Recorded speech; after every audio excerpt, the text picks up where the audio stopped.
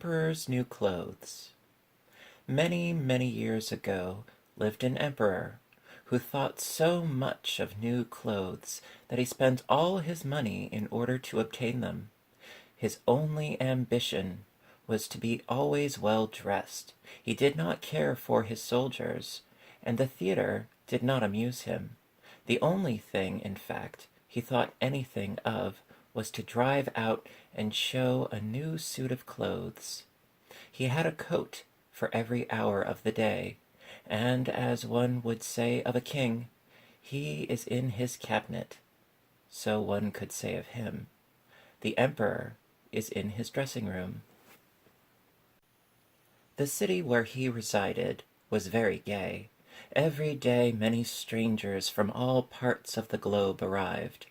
One day 2 swindlers came to this city.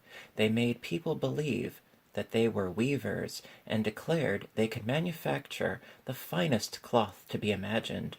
Their colors and patterns, they said, were not only exceptionally beautiful, but the clothes made of their material possessed the wonderful quality of being invisible to any man who was unfit for his office or unpardonably stupid. That must be wonderful cloth, thought the emperor. If I were to be dressed in a suit made of this cloth, I should be able to find out which men in my empire were unfit for their places, and I could distinguish the clever from the stupid. I must have this cloth woven for me without delay. And he gave a large sum of money to the swindlers in advance, that they should set to work without any loss of time. They set up 2 looms and pretended to be very hard at work, but they did nothing whatever on the looms. They asked for the finest silk and the most precious gold cloth. All they got they did away with, and worked at the empty looms till late at night. I should very much like to know how they are getting on with the cloth, thought the emperor. But he felt rather uneasy when he remembered that he who was not fit for his office could not see it. Personally, he was of opinion that he had nothing to fear. Yet he thought it advisable to send somebody else first to see how matters stood. Everybody in the town knew what a remarkable quality the stuff possessed, and all were anxious to see how bad or stupid their neighbors were. I shall send my honest old minister to the weavers, thought the emperor.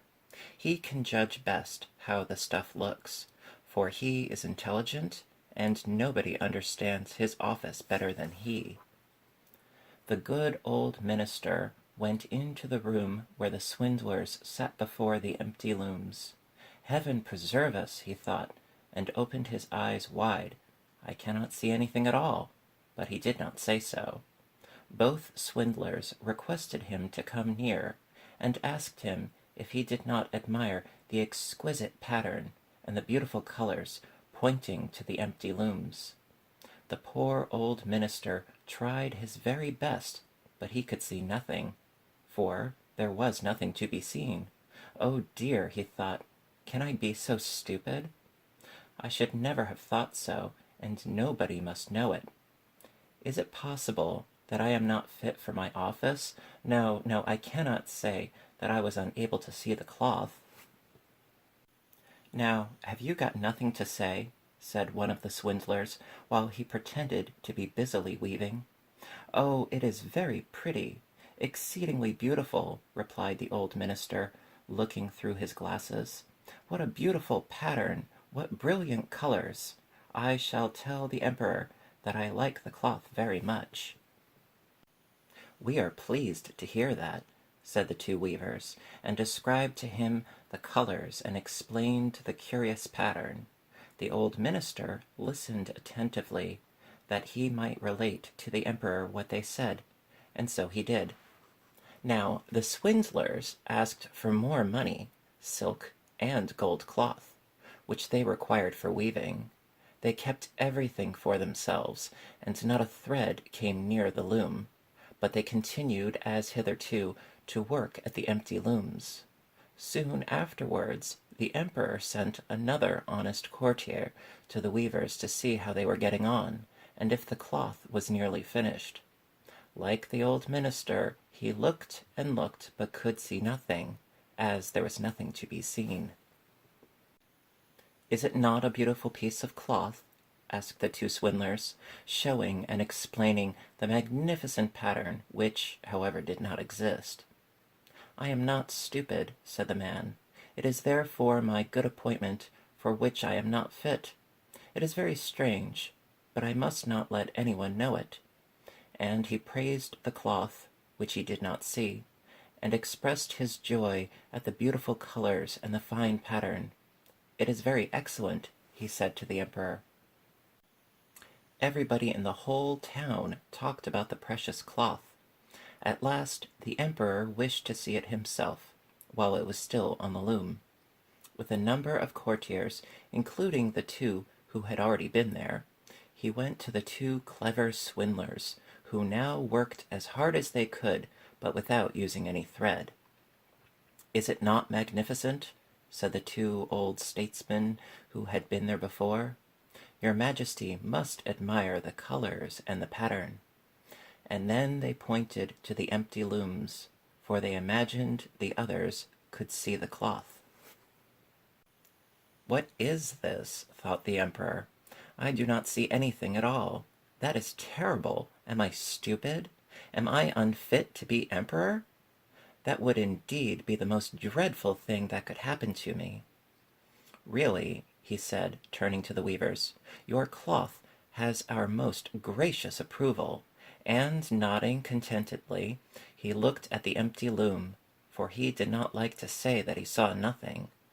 All his attendants who were with him looked and looked, and although they could not see anything more than the others, they said, like the emperor, "It is very beautiful," and all advised him to wear the new magnificent clothes at a great procession which was soon to take place. "It is magnificent, beautiful, excellent," one heard them say. Everybody seemed to be delighted, and the emperor appointed the two swindlers imperial court weavers. The whole night previous to the day on which the procession was to take place, the swindlers pretended to work, and burned more than 16 candles. People should see that they were busy to finish the emperor's new suit.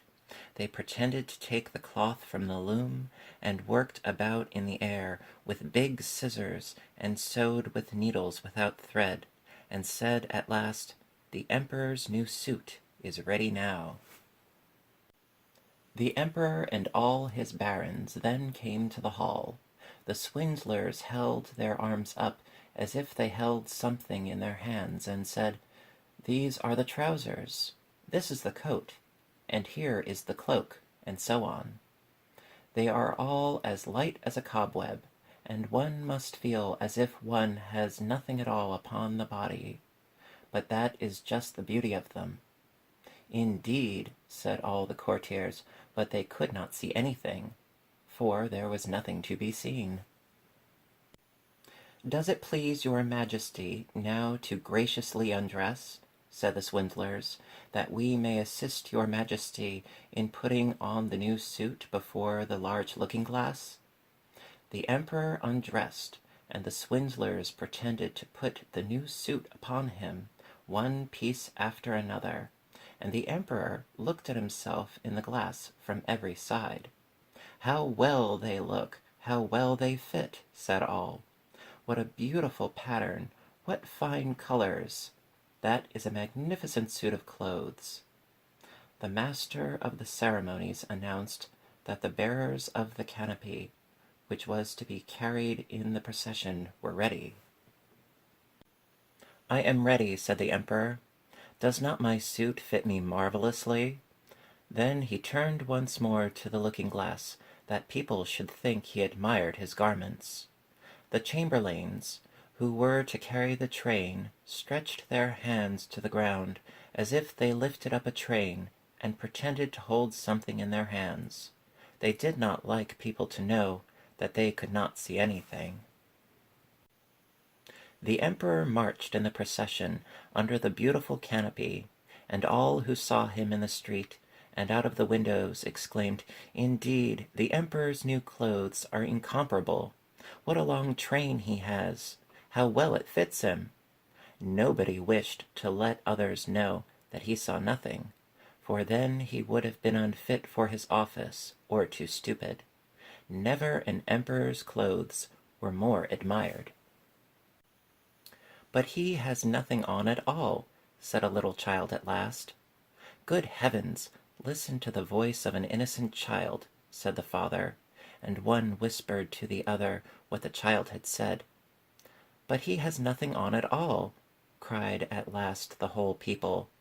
That made a deep impression upon the emperor, for it seemed to him that they were right. But he thought to himself, "Now I must bear up to the end," and the chamberlains walked with still greater dignity, as if they carried the train which did not exist.